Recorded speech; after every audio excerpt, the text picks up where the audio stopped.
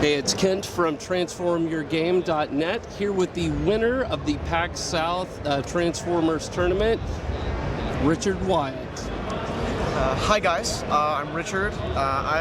You've maybe seen me before. I also write for TransformYourGame.net.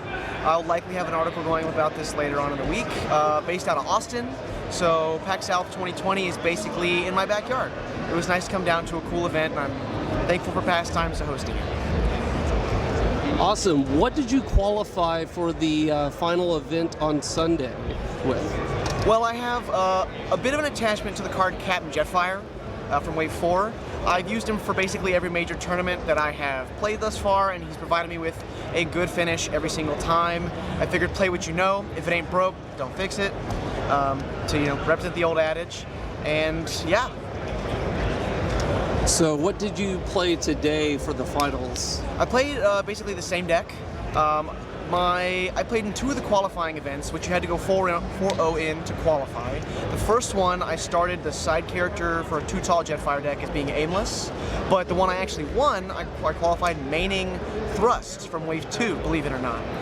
And today's, or I guess Sunday's tournament, I also mained Thrust as my side character to Jetfire, with aimless taking a backseat in the sideboard. Cool. How did the insular metagame for Sunday affect your choices for both characters and the battle deck? Well, one of the problems with like a smaller tournament, I guess not problems, but one of the facets of a smaller tournament is oftentimes the metagame, particularly with people who know each other, can become a little inbred. People kind of know what they're going to face. They hedge their decks in particular ways that wouldn't be good in larger situations or situations with more unknowns. So what I did was I essentially took out a bunch of my package that helped me fight against some of like the wider orange decks, because I didn't expect to have them any of them here today as my opponent. So I took a bit of a risk there, and I leaned all in on kind of the damage racing aspect that Thrust provides when he's paired with a character who hits really hard. Say like a big star character like Shockwave or Jetfire or Galaxy Optimus. Cool. So in a larger tournament, do you think you would have played the same deck, and why? No.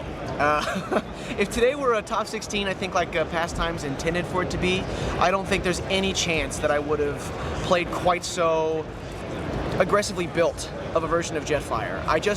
You cannot count with certainty on the type of archetypes you're going to face as much when you're facing that many different people who are also trying to spike things, find the next big thing. So I think I would have had to hedge my bets a little bit more. I may have kept the same character lineup, but my battle deck would not have been nearly so different. What type of player would you say that you are? I like to think I'm friendly, first of all, before I go into my playstyle, and I kind of put that out there as a disclaimer because I often frame myself as what I call a prison-style player, and there are air quotes down here in case you can't see those. But in that, I mean I like to soft-lock my opponents out of the game. I like to present hard decision points for my opponent and make a lot of decisions on my own side. So one of the things that is really great is if you can build towards an inevitability in the game, then you can kind of soft-lock your opponent out. If their attacks do no damage, they are out of cards in your hand, and you have relevant actions to take on every part of your turn, then essentially the game is over before they're actually defeated. And that's the type of deck I like to play in all card games, especially Transformers. So how did your deck play to your personal play style? Well, Jetfire, a blue Jetfire deck, is really, really good at suiting Jetfire up into this just massive Megazord type figure. To use a robot, I guess I could say Unicron, something massive and robotic. That's not the point. The point is that between assembling extra padding consistently and quickly through his both card draw ability, his ability to keep your hand flush so you can pick up the green pips, and the better treasure hunt mode on his flip side, you're able to assemble a massive defense. The fact that you can dig through your deck means you can also get access to Energy Pack to give you extra insulation against things with heavy pierce, or a lot of black pips, or maybe a bunch of copies of the bigger they are. And then there's so many different weapons he can run. As soon as he's swinging for 9 or anything like that, if you're playing with Thrust, for example, if Thrust is still alive in the late game, you're attacking for basically a base 9 before you're doing anything else.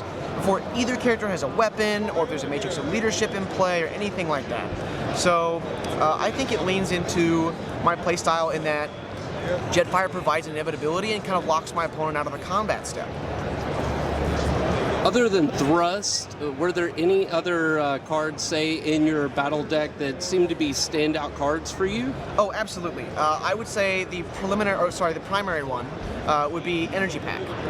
Energy Pack, it's a one-of. You would think that it doesn't come up all that often, or that it's not something that's that impactful to the game, but it's so unique in what it does, right? So essentially, for me, the way that I represented it over the course of the couple of tournaments that I played today and at the Energon Invitational is that against decks that present a large amount of aggression, or they're presenting a large amount of pierce, that extra health functionally represents an extra turn on your Jetfire.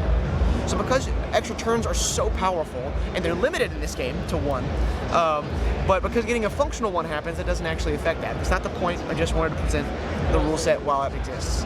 But Energy Pack is unique, it's powerful, it's an upgrade, so you're good at finding and putting into your hand so that you can utilize it when it's relevant to the game. And the fact that it's an orange pip for combat means that it's one of the things you can put back off of Jetfire's bot mode ability when you're on offense, to help you finish off bigger characters or swing for more damage if that's really necessary, if that's your out to win the game. Awesome. Hey, anyone you want to give a quick shout out to? Oh, for sure. I mean, I'd like to first shout out my awesome crew. Our playgroup is not particularly large. My two primary guys that are always there is my good friend Drew and my friend Brandon. And then on top of them, we also have a couple of regulars that appear in the store. We got Piper, Kyle, Kelly, a couple other guys, and my little brother for stomaching my talk about playtesting and stuff like that.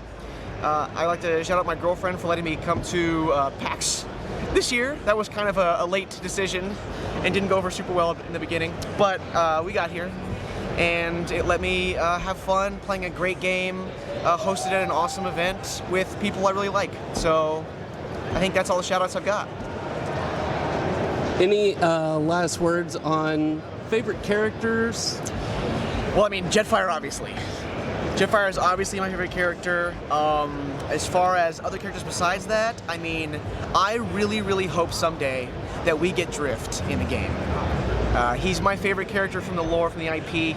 I think the IP is really cool, and he's just got the most allure for me as far as a character goes. I think he can do something really interesting.